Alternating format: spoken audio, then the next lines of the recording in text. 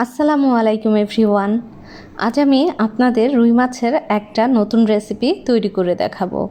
এভাবে আপনারা হয়তো অনেকেই আগে রান্না করে খাননি। আমার আজকের রেসিপি দেখলে আপনাদের কাছেও ভালো লাগবে। তো রেসিপিটি বানানোর জন্য এখানে আমি 5 পিস বড় সাইজের রুই মাছ নিয়ে নিয়েছি। আপনি যে কোনো মাছ দিয়েই এই রেসিপিটা তৈরি করে নিতে পারবেন। তো প্রথমে আমি একটু মাছটা ম্যারিনেট করে নেব। সেজন্য হাফ টিস্পুন লবণ, হাফ টিস্পুন হলুদ, হাফ টিস্পুন লাল মরিচের গুঁড়া দিয়ে মাছটা ভালোভাবে মেখে নেব।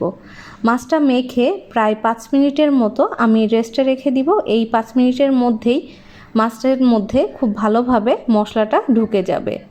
তো আমি খুব ভালোভাবে মাছটা ম্যারিনেট করে নিলাম। এবার আমি মাছটা এক সাইডে রেখে দিব। এরপর একটা স্পেশাল মশলা তৈরি করে নিব। এই মশলাগুলো সবার বাসাতেই আছে। তো একটা বাটিতে নিয়ে নিলাম হাফ টিস্পুন লবণ, হাফ টিস্পুন হলুদের গুঁড়া, হাফ টিস্পুন লাল মরিচের গুঁড়া, রসুন পেস্ট 1 টিস্পুন, জিরা পেস্ট হাফ টিস্পুন, পেঁয়াজের বাটা নিয়ে নিচ্ছি 2 টেবিল চামচ পরিমাণ। এবার আমি অল্প একটু পানি দিয়ে সব মশলা খুব ভালোভাবে মেখে নেব। জাস্ট পানির সাথে মিশিয়ে নিতে হবে। এভাবে এটা আমরা রান্নার সময় ব্যবহার করব। আপনারা অনেকেই সরাসরি প্যানের মধ্যে মশলাটা দিয়ে দেন, তো ওটা খেতে একরকম লাগে, আর এভাবে রান্না করলে খেতে একরকম লাগবে। আমি একটা ফ্রাই প্যানের মধ্যে দিয়ে দিলাম কিছুটা তেল। এখানে আমি সরিষার তেল নিয়েছি। আপনি যে কোনো তেল দিয়ে মাছটা ভেজে নিতে পারেন। তো আমি মাছটা খুবই হালকা করে ভাজবো, একেবারেই ডিপ ফ্রাই করব না, যেহেতু মাছটা রান্না করব। তো জাস্ট হালকা একটু কালার চেঞ্জ হয়ে আসলে মাছটা উল্টিয়ে দিতে হবে। এভাবে আপনারা একবার ট্রাই করে দেখবেন, আপনাদের কাছেও ভালো লাগবে। যে কোনো বড় মাছ দিয়ে রেসিপিটি তৈরি করে নেওয়া যাবে। তো দেখুন খুব হালকাভাবে কিন্তু আমি ভেজে নিয়েছি। এর থেকে বেশি ডিপ করে ভাজার কোনো প্রয়োজন নেই। আপনারা একবার বাসায় ট্রাই করলে বুঝতে পারবেন, ছোট থেকে বড় সবাই কিন্তু এই রেসিপিটা খেতে পছন্দ করবে। তো দেখুন আমি খুব ভালোভাবে মাছগুলো ভেজে নিয়েছি। এবার আমি এরকম থাকা অবস্থায় মাছটা তুলে নিচ্ছি। তো মাছগুলো আমি তুলে নিচ্ছি একে একে। দেখেই বুঝতে পারছেন খুব হালকা করে মাছটা ভাজা। আর এই তেলের মধ্যেই আমি দিয়ে দিব 1 কাপ পরিমাণ পেঁয়াজ কুচি। পেঁয়াজটা আমি 1 কাপ পরিমাণ দিচ্ছি, এতে করে গ্রেভিটা ঘন হবে। আর পেঁয়াজটা দিয়ে কিন্তু একেবারে বেরেস্তার মতো করে ভেজে নিতে হবে। তো মাছটা সাইডে রেখে আমি দিয়ে দিচ্ছি 1 কাপ পরিমাণ পেঁয়াজ কুচি।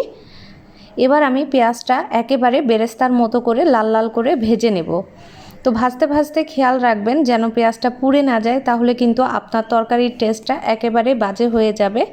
তো খুব নাড়াচাড়ার মধ্যে রেখেই পেঁয়াজটা বেরেস্তার মতো করে নিতে হবে। ঠিক এইরকমভাবে পেঁয়াজটা বেরেস্তার মতো করে নিতে হবে।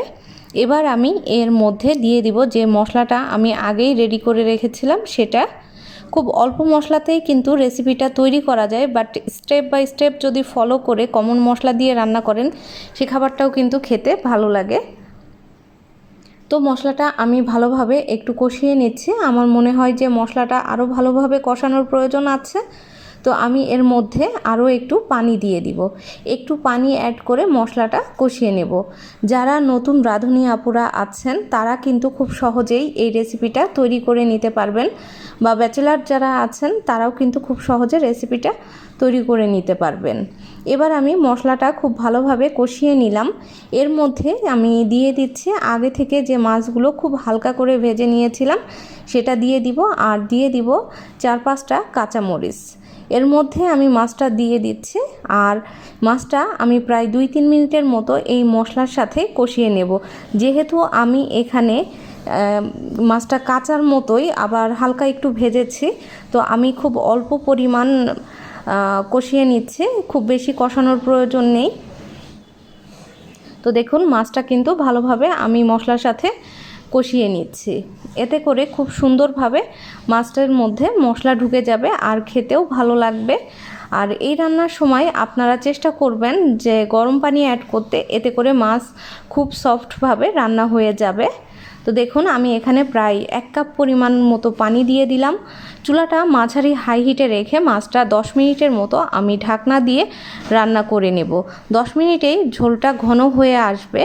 আপনারা আপনাদের প্রয়োজন মতো সময় নিয়ে মাছটা রান্না করে নেবেন।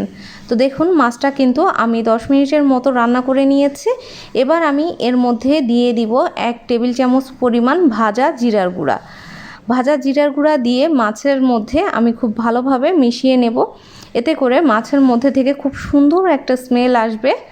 তো কমন রান্নাগুলোই আসলে একটু ভালোভাবে রান্না করলে খেতে কিন্তু খুবই ভালো লাগে।